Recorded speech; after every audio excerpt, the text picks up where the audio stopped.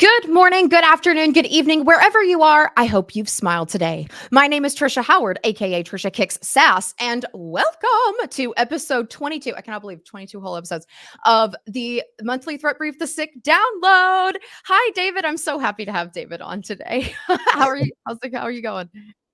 Hi, I'm doing great. Thanks for having me. Yeah, of course. So I usually start off the show by letting our guests introduce themselves and tell everyone why they should listen to you. So why you want to give everybody an idea of what you do here? Sure. So I've been a very long-term Akamai employees. Been here for like 18 years, in fact. But more importantly, to answer the point to this discussion, is I've been working on bot detection for about 15 years. Pretty much when the whole market of bot detection, bot management started. So I've got a ton of experience in that. I actually even wrote about a book about this.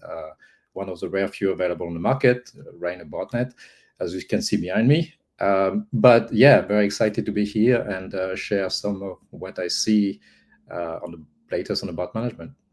Yeah, thank you so much. Yes, so David's book, actually, the link and any other link that we talk about today will be in the attachments tab. So you definitely want to check those out. You can also check out, there's a link I put in there to all of David's publications here at Akamai as well. Thank you very much. For those of you who have been to our show before, welcome back. You know how this is going to go. For those of you who are new, I'm just going to do a quick rundown of what has been going on at Akamai Research really quick. And then David and I are going to go into what I call the show protein or show tofu or probably shofu from now on. Thank you. If you are a long time watcher of the show, you'll know that we actually had off last month because we were all at summer camp. And a lot of the publications that we had are actually about the talks that we had at summer camp, including some awesome stuff on VBS enclaves and bad successors. So definitely check all of those out. I'm going to cut the news stuff down today because we have a big topic. Obviously, bots are really hot now. But check out all of those links. You will not want to miss it. And in fact, summer camp, I had an awesome experience of presenting David's work at our booth. So if you did get to come back and see the client side code presentation, that was actually David's work that we were talking about. That link is also in the description. Okay, awesome. I ran through that at record time, man. That was really quick. Not only did I want to have you on because you are such an awesome name in the space, but I really enjoy how honest you are. Not everybody is always 100 on what they should be focusing on, and you are. So I wanted to kind of start this off by asking you, David, you see the good, the bad, and the gray of the bot world. So what are some of the common misconceptions people have about the industry or detecting bots in general? Yeah, that's a great question. So, yeah, I'm usually pretty candid about what giving feedback about how things really are in the space. What I see a lot of the industry talking about when it comes to bot detection, everybody talks about AI and ML and to be the solution for everything. Reality is really a lot more mundane and maybe a bit less exciting because at the end of the day, ML on AI is not always the right tools to be able to do efficient bot detection. So there are definitely some area where you so when it comes to bot detection, it requires that we collect a lot of data. So we run a JavaScript on client side. We collect a lot of data related to the fingerprint of the client, representing the characteristic of the device, and also we collect what we call behavioral biometric to kind of evaluate how the user interact with their device. So not all that data requires AI or ML to kind of be processed efficiently. You can sometimes, especially for fingerprinting, you can run some simple statistical model that can give you an insight about who's good or is bad or who's gray, as you were mentioning. We usually like better to kind of be more like very more deterministic and try to determine like who's good or who's bad. The gray is not actionable, unfortunately. So at the end, it's all about using the right tool for the right type of data. So it goes from we can, to be honest, we sometimes have very simplistic rules that we apply when we know something that deterministically can identify if you have this characteristic and this characteristic is always bad, then you should just do that because that's simple and that's quick and that's cheap to run. Yeah, get it But off the plate. now, if you go to the other spectrum into behavioral biometrics, there's no way you can create rule for that. It is the complexity of the data requires that's where it requires more like ML/AI kind of model to be able to efficiently process that data to be able to produce a good result.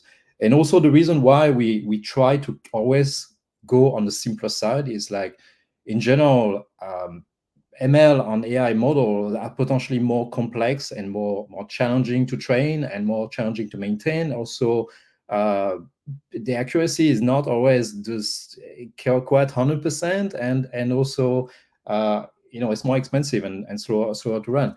Whereas on the other side, like simpler model like statistical are very cheap to run and also very straightforward to explain, maintain and control and tune so that it's easier to maintain at the end. So we're always going to, when we build detection, we always kind of try to balance between efficacy and complexity. And then if we find that building detection with a simpler model will actually give us the same output compared to a more complex model, we're just going to go for the simpler. It's just makes more sense that way.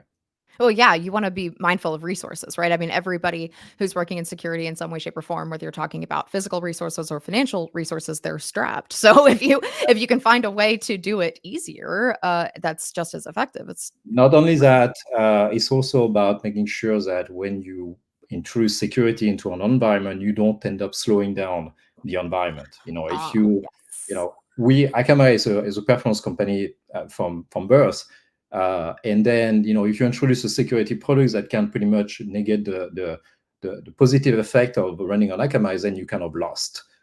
So we also make sure that the detection we build will perform and will not introduce latency into overall page load time and this sort of thing. So that's also an important factor. Oh, definitely. I mean, speed time or like load times and speed is of critical importance, especially depending on what industry you're in, right? If you're e-commerce, you need to be moving quick and you need to be reliable. Yeah. And yeah, so I guess it doesn't surprise me that that has been an area where AI has kind of been, or people have been focusing around AI and LLMs with regard to bots is around like e-com a lot. Yeah, well, I would say, to be candid again, we don't have any detection that use LLM. It's a bit of a, marketing fantasy, I would say. um, Yes, dispel these. it's just just because LLM came up like a few years ago doesn't mean that all of a sudden we're gonna jump on LLM. It doesn't make any sense to actually even use LLM to run those detection. The LLM is useful for certain type of things or application, but for detection, as far as I can see, I mean it's not that straightforward to actually build a detection. Some will assume that, hey, dump your data on an LLM, and the LLM will tell you what's bad.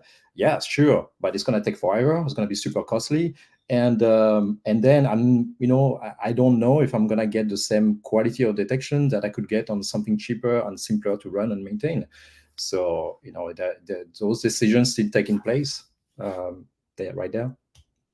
Wow, yeah, I love it. Please dispel all the marketing myths on my show. I don't want any of those here. But that makes sense. I mean, it is a tool, and it needs to. The LLMs are a tool, and they should be used for what the tool is for. Yeah. And there are so many tools in a security environment nowadays, so it makes sense people are trying to condense them. But if you end up introducing other problems or bigger problems, even as a result of them, then it kind of defeats the purpose, doesn't it? Yeah, and I would say as well, at the end of the day, a lot of companies will say, yes, we use ML, we use AI.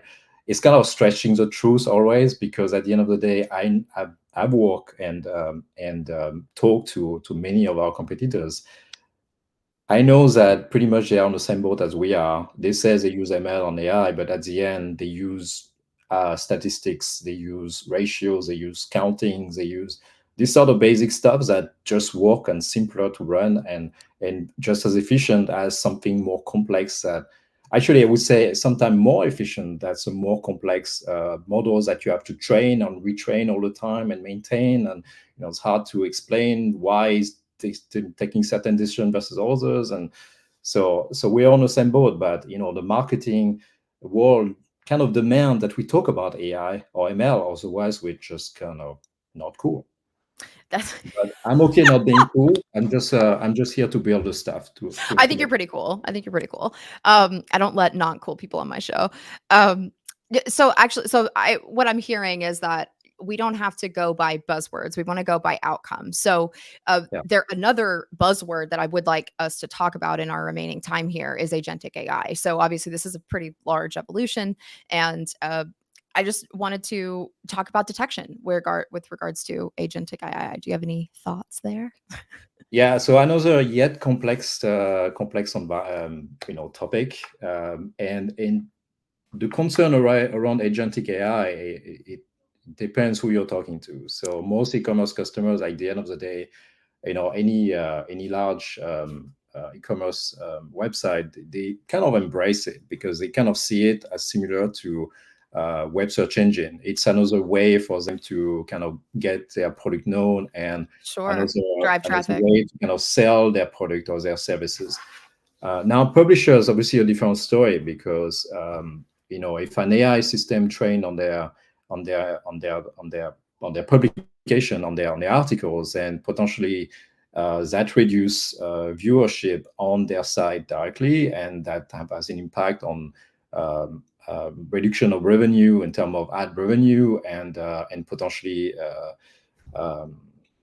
subscription. So that's kind of threatened their current business model and how they currently making money.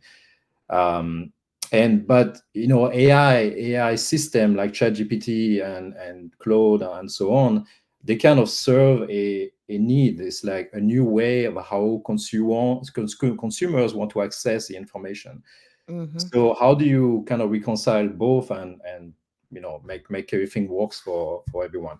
So at the end of the day, when it comes to AI system, AI bots, right? We talk a lot about AI bot, and a lot of people think that they are like super powerful bots, like uh, kind of Terminator type things. They will take Yeah. over, take us over. It's not that way at all, because AI bot like ChatGPT and so on, they are actually nice enough to tell you who they are. So in the when they send a request, there's a user agent string that pretty much introduce where's the request, from which system the request is coming from, and they clearly tell us like, I'm ChatGPT, I'm Claude, I'm Perplexity, and Gemini, and so on.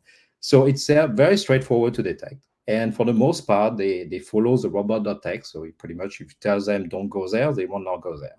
Mhm. Uh, Now, that doesn't mean that AI company, if they really want to have access to certain type of data, let's say a publication that's premium and provide high quality information that they want to use as part of their training, as part to for generating answers for their users, they may respect the robot.text on the surface, and if you tell them don't scrape my site, they may not.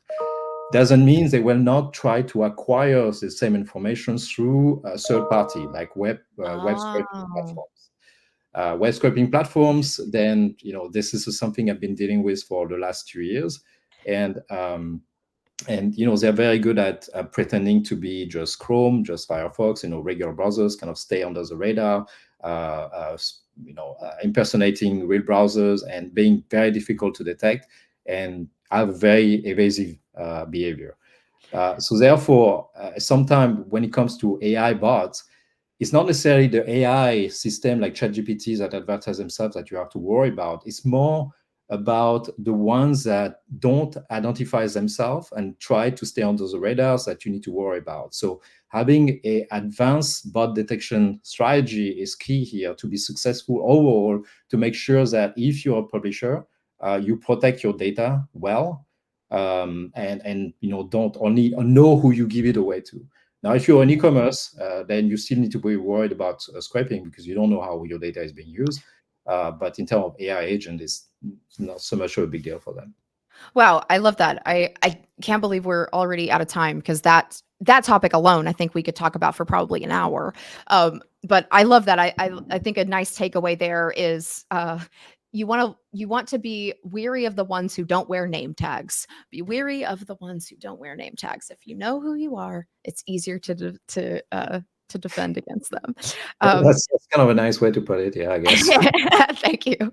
Well, my gosh, thank you so much. This was great. I wish we had more time, uh, but thank you so much. If anybody who wants to learn more about what David was talking about and the amazing things he's working on, please check out those links. Like I said in the attachments tab, and uh, wow, we're done. We're moving on to episode 23, which is going to be on the 30th of October. I'm actually going to have Graham Cluley on with me in a really special episode. It's actually going to be a little bit longer because Graham's coming on. So see you then. Definitely check out the attachments tab. And if you have questions, comments, concerns, jokes, maybe even a song, drop them to us directly at brighttalk@akamai.com. We want to hear them. We want to make sure that this show is good and useful for you.